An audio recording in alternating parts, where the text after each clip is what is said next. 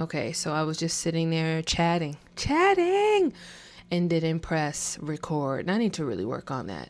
Every time I use the mic, I'm more likely to not hit record because I forgot about it.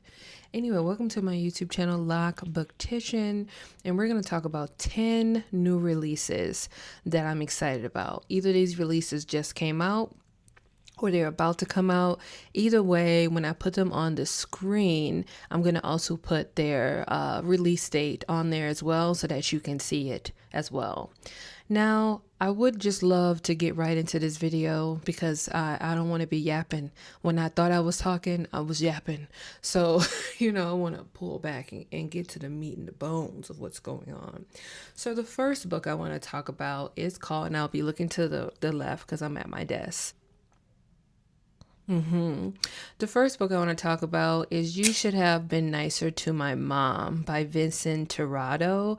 And I'm reading this book and giving you some thoughts about it as I'm reading it in another vlog. But basically, this is a book about a young woman named Xiomara, and she is a part of this family that loves to talk shit and judge you. And because they love to do that, it has left like a stain on Xiomara and how she interacts with them. Her mom died a little while back, so she has just separated herself from them. But then when her grandfather passed away, she has to go back to this house that has so many memories and so much sadness to hear what he left her, or just the will, or just like sit there and be around her family during this funeral. And it's really triggering for her. It's making her uncomfortable. She really don't want to be there. And unfortunately, something happens where she has to spend a night at this place, or spend a few days at this place, even though she didn't plan for it. There was a family secret that was revealed. It's up to her and everybody in the family to fulfill what the secret needs. And if you don't, there are consequences. Good old horrific consequences. Yeah. So you're following her as she's exploring this, as she trying to figure out what's real, what's not real, and also have to deal with the fact that she don't like these motherfuckers. She don't like them. She don't like them at all. But here she is, trying to be cool for Papi Ramon. Huh? So, moving on. The next book I want to read is by Kylie Lee Baker. She had another book out. What was that book called? Hold on. Yeah, so a few months ago, I attempted to read Bat Eater and Other Names for Cora Zing. It got DNF'd. So I said, try again. Just because I DNF'd the book, don't mean I won't try to read from the author again. And the reason why I DNF'd that book mainly had to do with pace than anything else. And I just couldn't keep being in the world. And it also reminded me of something that I didn't like. So I was like, I ain't gotta read this. This author has so many books. I'm on her website right now. And this book we're talking about right now, Japanese Gothic, is her 7th book. So she got some books that I could read. So I want to really try this. And this is a Japanese Gothic. And let me tell you what it's about. So it says, in this lyrical, widely inventive horror novel interwoven with Japanese mythology, two people living centuries apart discover a door between their worlds. So it's set in 2 periods. It's set in October of 2026. Not future. And also October 1877. And if you know me, you know when it comes to a story that has a time shift, you better sign me up. You think laissez-faire of Toulas Parish for Blackoween exists because it just sounds cool? No, I love time manipulation. Love it. So I'm excited about that part of this book. So in October 2026, Lee Turner doesn't remember how or why he killed his college roommate. The details are blurred and bloody. All he knows is he has to flee New York and go to the one place that might offer refuge, his father's new home in Japan. A house hidden by sword ferns and wild ginger. I mean, that's probably not bad if you got a little, a little cold. That kind of sounded like I was dying, and that is not what I was trying to portray. I was trying to portray a sore throat, and I was giving you end of life. Huh? No animals will come near this house. The bedroom window isn't always a window, and a woman with a sword appears in the yard when night falls. And then in October 1877, Sin is a young samurai in exile, hiding from the imperial soldiers. Why did I get into that voice? Anyway, Sin is a young samurai in exile, hiding from the imperial soldiers in a house behind the sword ferns. A monster came home from war wearing her father's face, but Sin would do anything to please him, even turn her sword on her own mother. Diabolical. But if mama, she knows the soldiers will soon slaughter her whole family when she sees a terrible omen, a young foreign man who appears outside her window. One of these people is a ghost. One of these stories is a lie. Something is hiding beneath the house of sword ferns, and Lee and Shen will soon wish they never unburied it. And that is what we call a banger. Yes, she's ready for that. I think that is more of my speed. That's why I chose this book. The next book is T. Kingfisher, Wolfworm. This one comes out March 24th.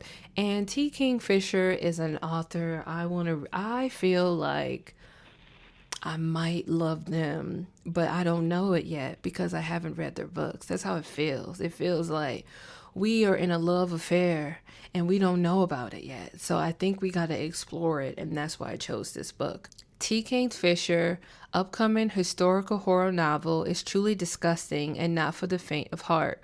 Wolfworm features a botanical illustrator hired to document the life cycle of flesh-eating insects in meticulously detailed drawing by a man hiding such sinister deeds as can't possibly be imagined before reading the final pages of the book. If you can't get enough of flesh-eating insects, there's a lot of insect horror this year. So you really had me on insects because even though I don't like the creepy crawlies, I don't read a lot of like insect horror. I don't even think I've ever read insect horror. I've read body dismemberment horror, some other type of crazy ass horror, but I ain't never, in my certain years of living, of being a woman of a certain age, have read insect horror. This either gonna make me excited, or I'm sorry, TK, we might have to DNF you. I don't know. Let's just fill it out, guys. Let's not put labels on things. Let's just fill it out. The next book is called Fabulous Bodies by Chuck Tingle. I read a Chuck Tingle before, and I really thought that Chuck does a really good job on making mundane things a character in a way. And that was just on one book I read from Chuck Tingle. So I was like, ooh, Chuck Tingle has another book out. I want to read it as well. It's called Fabulous Bodies. Fashion influencer by day and grave robber by night, Poppy Stringer is on call when Eddie Michaels, a flamboyant piano-slamming rock star and queer icon, unexpectedly dies. All Poppy has to do is retrieve Eddie's body from the medical examiner office, but what starts as a routine delivery quickly goes off course when Eddie wakes up. Eddie said, on our bitch ass. Now Poppy must fight for her life in a blood-soaked night of carnage and fabulous entertainment all across Palm Springs. I'm ready. I'm interested to see what will be the mundane things that Chuck makes a character. I don't know if that's typically how Chuck writes, because I've only read one book from Chuck, and that was Bury Your Gaze. And I really loved how there was a cigarette in that book that felt like it was his own thing. So I really loved that. So I'm wondering what we're going to get in this book. The next book is a book I've been seeing around for a while. This one comes out April 21st, and it's called Witch Queen Rising by Savannah Stevens. This cover is stunning. Stunnerella, here we go again. My, how can I resist you? I don't know if we'll keep that in. It was giving corny, but it was how I was feeling. You got to move with what moves you. You know what I mean? Before I get into the synopsis of this book, I will say I typically do not read books that are set in New Orleans, because oftentimes the characters are from the Waite Nation, and I just can't do it. You know what I mean? I just can't do it. Because where are the brown people? Where are the black people? Hell, you can have half of the book with Vietnamese people and people from Honduras. Okay? And black. And I still would be like, hell yeah. Because that's a depiction of New Orleans. When everybody is given 8 by 11, what are we supposed to do here? Huh? What are we supposed to do here? Why is it so available? Why? Every time I get so mad, I want to fight, start swinging. And y'all gotta know, I love the originals. But the originals made us feel like only the Waites are out there, with a splash of brown here and there. Even the bars, nobody had the accent. It was given colonization. You understand? Anyway, Witch Queen Rising, I hope, is not going to do me like that. It's not going to embarrass me like that. Because if the cover is given dark-skinned black woman, that better be what I get. Brown people, black people. Okay? I better get them in this book. The author is a black woman with locks, already sold. She is from the Bronx. That's not New Orleans. But fun fact, linguistically, New York black people and black people from New Orleans got very similar linguistical features. So I ain't even gonna be mad at her. You know what I'm saying? Because linguistically, we cousins. Why would I beef with you at the wedding? You understand? If we ain't supposed to talk about New Orleans and the witches, where the hell can we go? You understand? Anyway, sorry. I went too deep. So, my computer, damn, why is this battery always dying? I'm at 17%. What you mean that you ain't got what we need, huh? A reclusive witch who fled the burden of her bloodline rises to be the greatest among them in this lush and haunting fantasy debut. For New Orleans witchkin, there is no greater honor than to become the prime, which is the chosen one to rule. But the title is meant to pass between two rival houses of magic, not to the prodigal daughter of the former prime who died under mysterious circumstances. As a girl, Seraphine Barreau was dubbed the Tick Witch for her ability to feed on magic and make it her own. Even among those who alter fate and manipulate reality, she was a powerful outcome, feared and misunderstood by her people. Dragged back to continue the legacy that nearly destroyed her, Fiend, Seraphine, Fiend has her work cut out for her. She must earn the respect of her people, navigate the politics of the paranormal community residing in her city, and heal a broken heart, all the while battling a parasitic curse poisoning witchkin. Between her werewolf ex, come on, is this giving Original inspired? I don't know. I don't know. Between her werewolf ex, power hunger vampires, and the skeletons in her family closet, Fiend must learn to make her peace with her past to save her and all Witchkin's future. Side note, I don't want to tell y'all that I'm a little toxic sometimes, because I'm not. I'm cool. But in a fictional world, me and Klaus, huh? Are you reading between? Yeah. Elijah? Listen.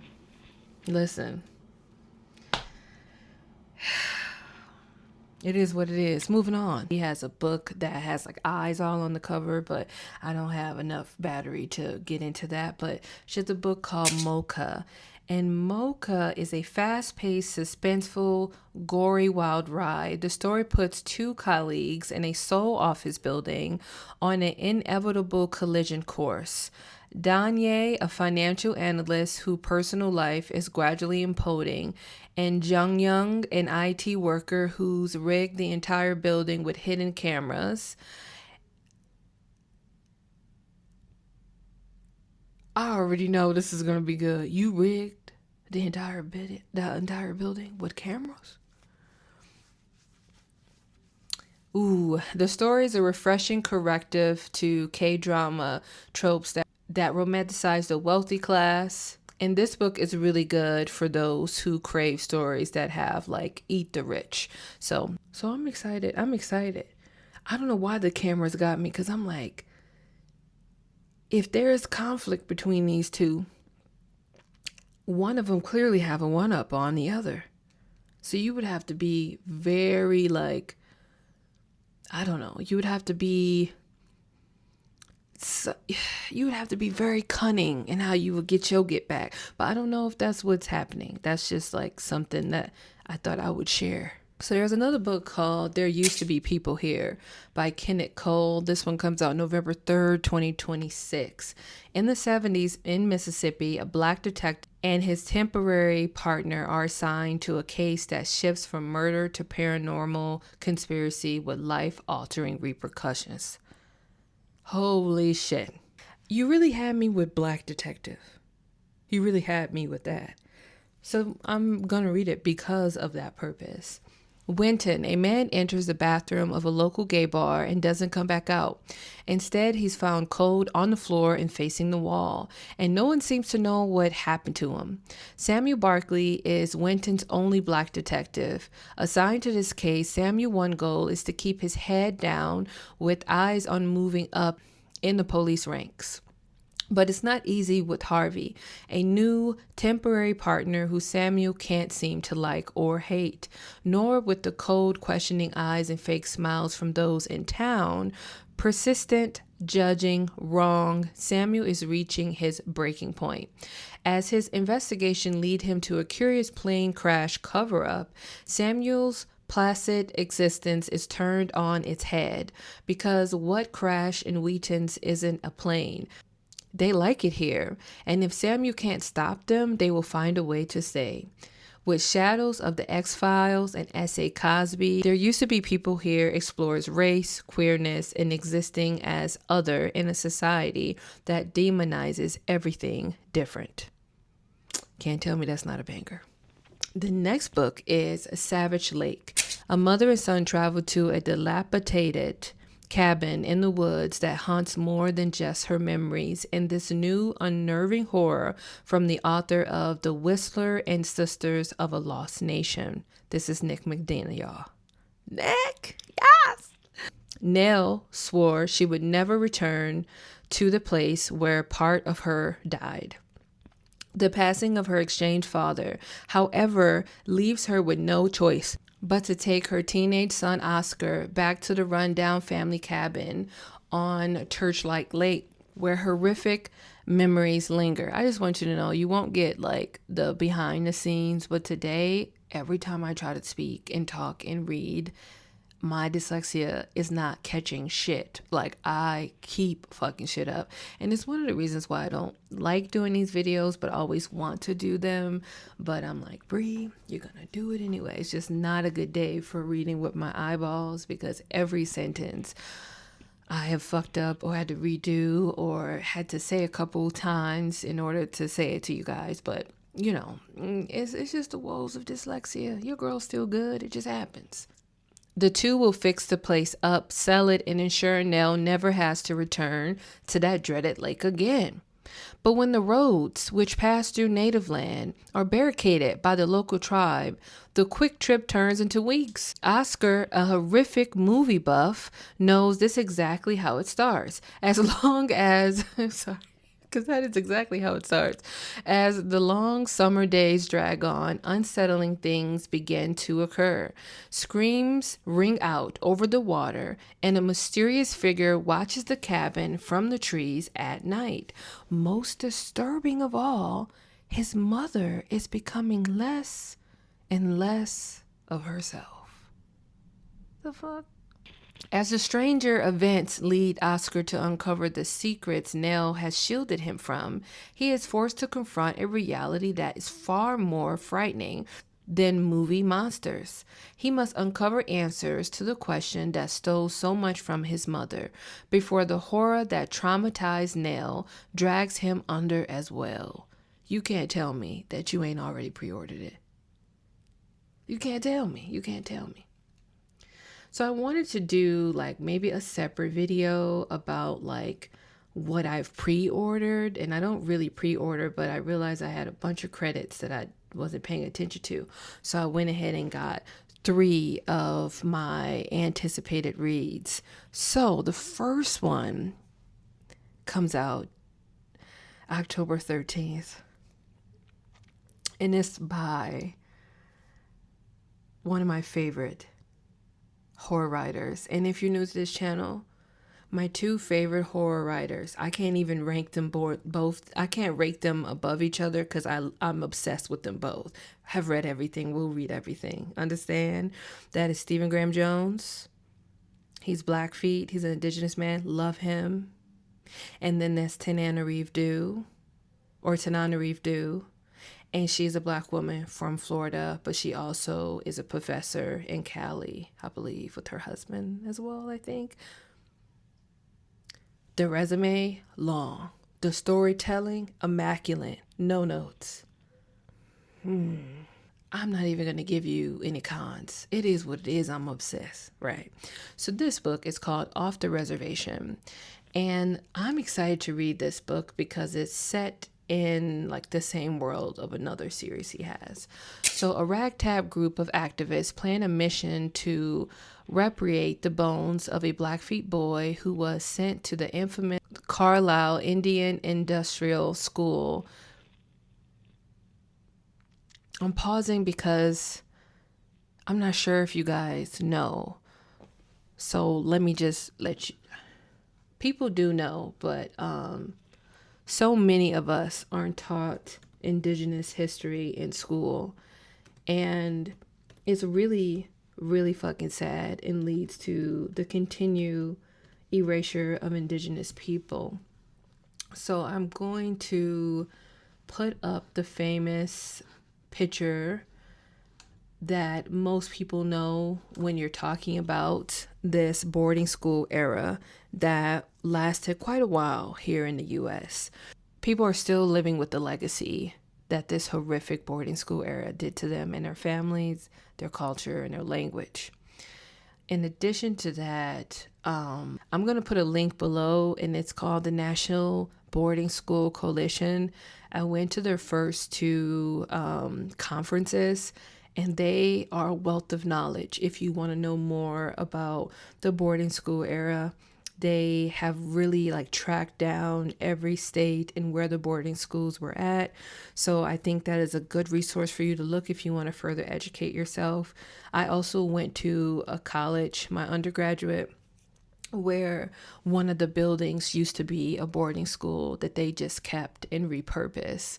And that's a story for another time. So the picture you're looking at is from 1879 to 1918. And as you can see, you see a uniformity of all of these children. These are all children. And these children were taken from their homes and brought to this boarding school underneath the guise of kill the Indian, save the man. And some of you may be aware of that quote. And this quote was part of a speech that Captain Richard Henry Pratt made to talk about the assimilation of indigenous people into American systems.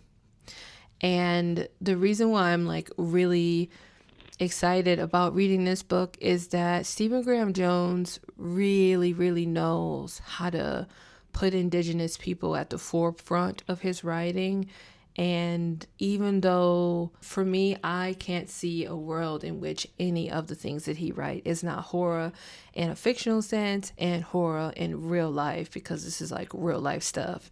And if you guys seen my video when I talked about don't compare Stephen Graham Jones or just like indigenous and black horror to Stephen King, this is what I mean. Like there's always a historical element when brown people are writing about horror. So again, I'll put the picture back up, and like I was saying, that you can see how uniformed everyone is at. If you look closely to this picture, and I'm going to try to have it fully on the screen, you can also see that every child hair is cut. You see that none of them are wearing their tribal attire, their tribal daily wear attire. You don't see anything that points out their individual indigenous cultural background, which is really sad. And to cut their hair is unbelievable. To take them from their homes is unbelievable. It's terrible. So I just wanted to put this picture up. There are several types of pictures to be exact, but I did want to let you see that this is an example of why Stephen Graham Jones talked about this. This is something that most people are aware of in Indian country. Some people outside of Indian country, of course, but there's been too many circles I've been and no one knew. So I just wanted to take some time to let people know, just in case you did not know. I wanted to let you know of why the significance of this book is important and why it should be a must read. You know what I mean? Continuing, Nate Yellowtail is one of the survivors of the deadly revenge murders of Stephen Graham Jones' breakout bestseller, The Only Good Indians. He really fought for his life to get there. He really did. 5 years after the massacre on the Blackfeet Reservation, Nate finds himself in the hospital after a terrible accident that should have killed him and that nearly killed his best friend Chevy, who is hanging on to life in a room a few doors down. Nate's life is out of balance, so when he is given the chance to reset his life and maybe save Chevy, Nate steps up again. This time is onto a camper van that is almost as run down as his broken body, filled with 3 older Blackfeet, to find the bones of the lone Blackfoot boy who died at the Carlisle Indian Industrial School. And just to like put a little bit more history, again, there is so many efforts to retrieve the bodies of a lot of indigenous children who was beaten and abused and killed or died in these boarding schools. So people are still doing that work. I think recently Canada, like in the last couple years, they got the bones of so many children and they were able to bring them back to their tribes. But this is something that is happening currently in 2026. Those efforts are still happening. And I say it like this, with this weird ass smile, because I'm like, how terrifying and fucked up. You know, a colonialization. Let me get through it. He is trying to find the lone Blackfeet kid at Carlisle Indian Industrial School, where many indigenous children were abused, and repatriated this boy by home. The problem is, when they get to the bone, something terrible has escaped with them.